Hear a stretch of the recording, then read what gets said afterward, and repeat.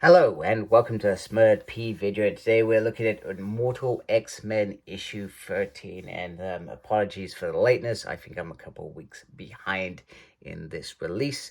On the front we have Phil Noto's variant cover with Cypher, Douglas, Ramsey, who once again, what Kieron Gillen does really well and what Phil does really well is they take sort of a character that has a lot to do with the issue, even though this is an ensemble task. Doug has a big part to play in this. Now, I'm gonna try and remember everything that I've just read because there is a lot in this issue. And the story begins with the leaves falling. It's fall. It's as in it's fall, autumn. In the UK, that's what we call it. I think in the US, it's called the fall when the leaves start dropping, etc. But there is more to that tale in a minute. So Kieron Gillen is the writer. Lucas Werneck is on the arts. David Carell is on the colors. VC's Claire and Kels is on the letters. Tom Miller and Jay Bowen are on design. And like I said, Phil Noto did this variant cover. Here are the different teams, etc. So the secret is out. The world knows about the Sinister timeline thanks to Colossus and Sebastian Shaw's power play last issue.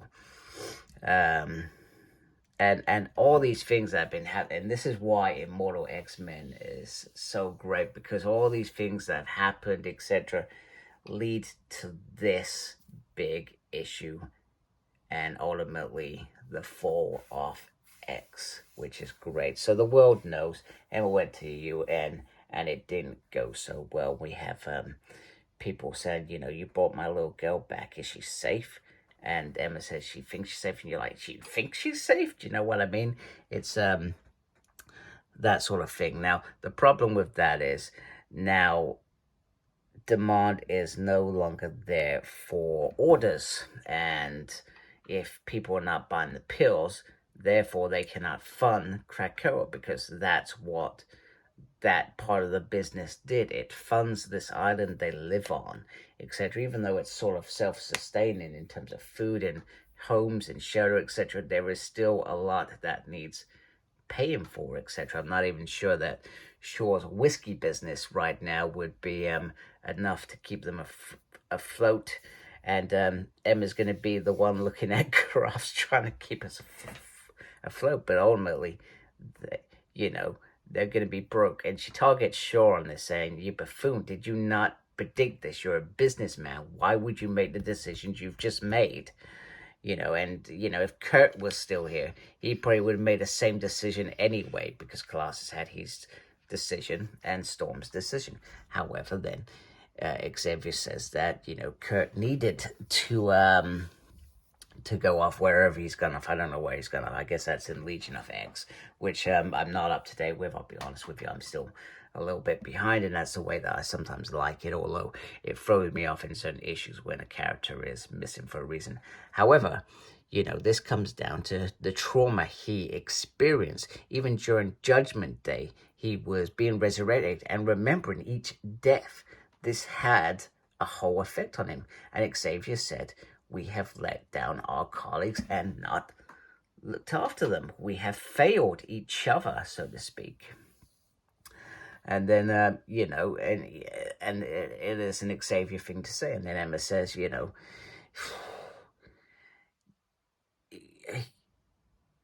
I don't know what's worth, me pretending not to care, or you showing that you care too much, you know what I mean? And then Celine comes out with, why people hogging the floor that don't even have votes, etc. And then it's a case of they start targeting Celine. Why is Celine on this council? And Destiny certainly does not want her on the council.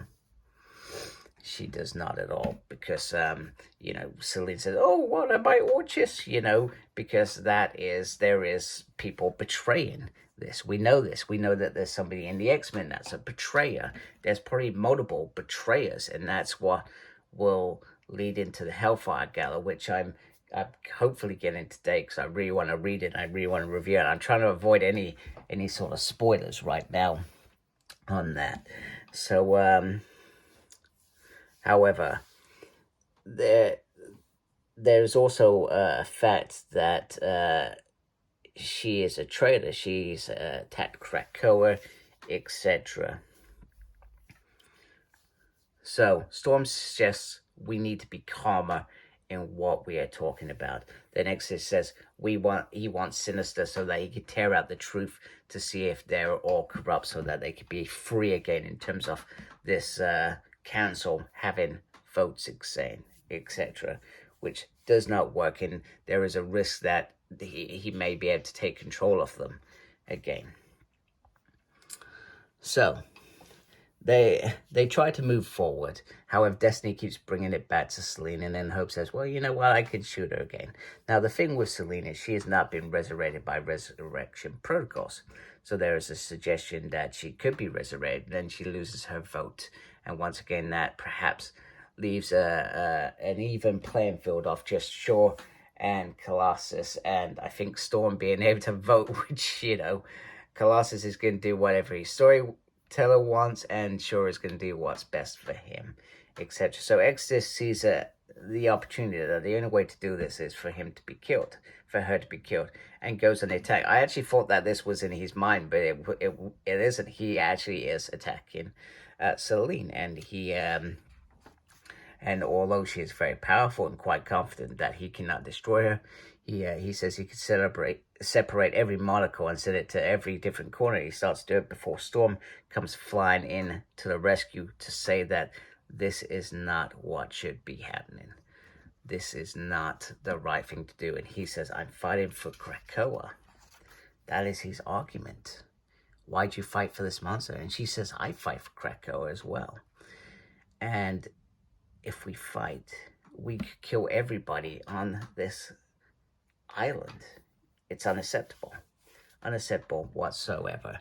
And this is it. Exodus cracks. He cracks about everything in terms of we create this council, and yet I mean, there's always been this argument. If you had pure X-Men on it, would it be a pure good quad council? Would it have been? Or because they brought in various villains, Apocalypse, who actually was quite good in it. Magneto, even though he's sort of been an X-Men for the last sort of 10 years in my life, he's sort of been on the side of Angels, etc. But then you bring in Sinister, Mystique, sure, people who have hidden agendas. He says, you bring the snakes in the Garden of Eden. What did you expect? He says, I fight for Krakoa, but there is no Krakoa.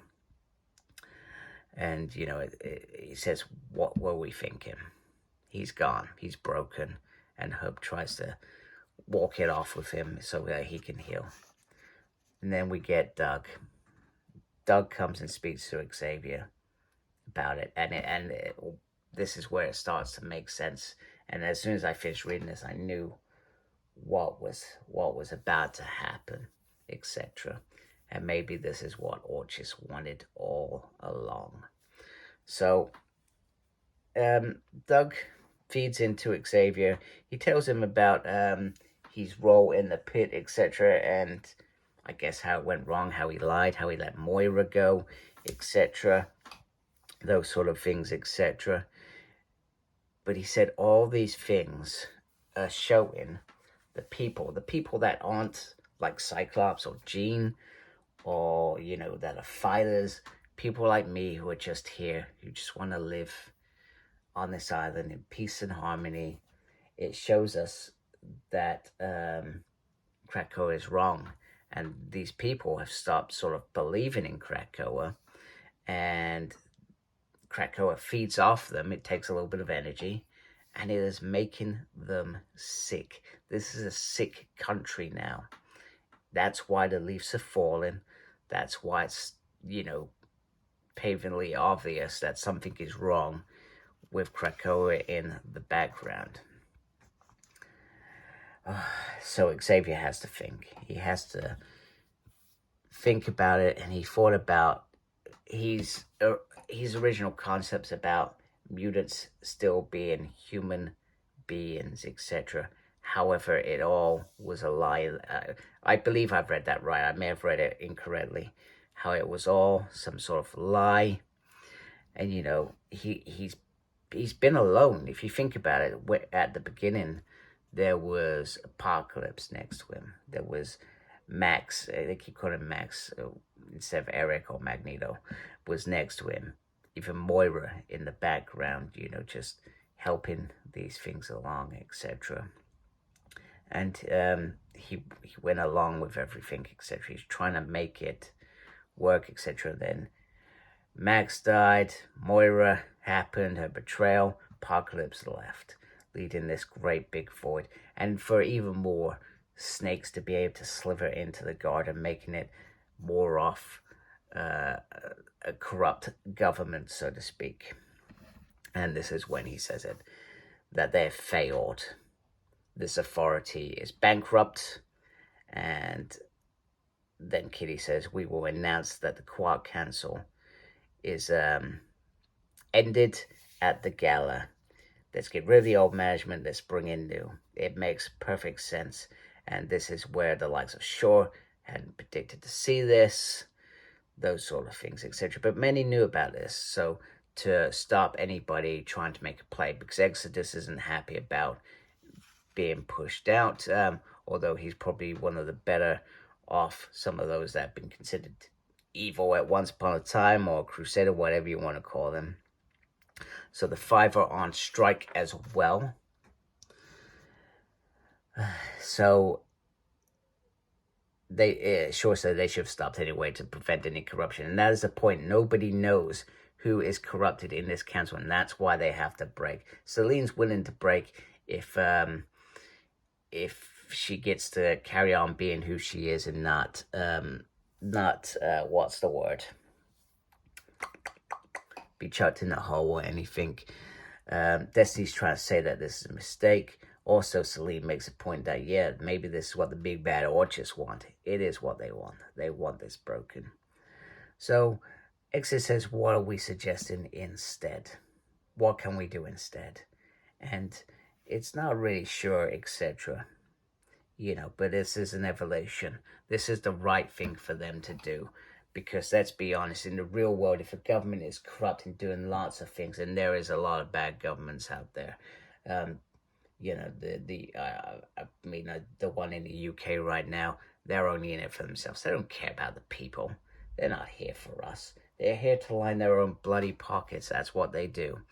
And sorry, that's my own conspiracy theory. Anyway, moving on.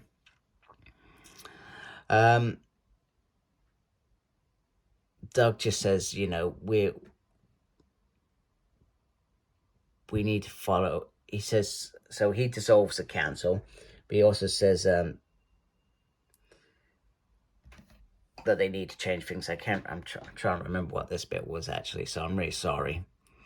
Yeah, no, he says, we're not a people, that's it. He's saying what we are is, at the moment, we're lots of singularities. We've always been lots of singularities thrown into groups, and we thought because we were together, because we were there, we would make this work. But that's not how things work, because, like I said, we've seen it on this council. Everybody has their own little hidden agenda, and maybe there's a few that are united and want to see this through, etc. So, Doug breathes easily. The leaves have fallen like no tomorrow. You can see them in the background there, which I thought was really beautiful and really great. However, things shift. Krakoa attacks Doug and sends him down to the pit. Or does he? No, he has taken him. He's hidden him somewhere safely. Hope tries to grasp on to Cypher's way to communicate with him. But Krakoa is saying he must protect him. He must protect Doug. Doug is that important to him. And Xavier's saying, from what? From what? And then he says, I know you, Bold. And he sort of swears. So, you know, something to do, I'm not sure whether it's to do with Xavier, but something is going on, something really bad, and he wants to protect him. We know something bad's about to happen. Hellfire Gala's coming up. It's big. It's the fall of X. And it's going to be brilliant. I'm so looking forward to reading that. If you read it, no spoilers, please. So they've got Doug somewhere. She can't access him, so they can't talk to Krakoa now. They're cut off from their island, which perhaps makes it worse. And then Mystique's, what do you see now, my love? She sees nothing. There is nothing. We made a mistake. And then Emma Frost ironically says, "Oh, Irene, just the one?" No, not just the one. They've numerous times, all of them have done something, made mistakes, etc. All of them. Well, I'm not sure about Key Pride. Maybe Hope's just been she was just corrupted by Sinister, unfortunately. But yeah, that's it. The end.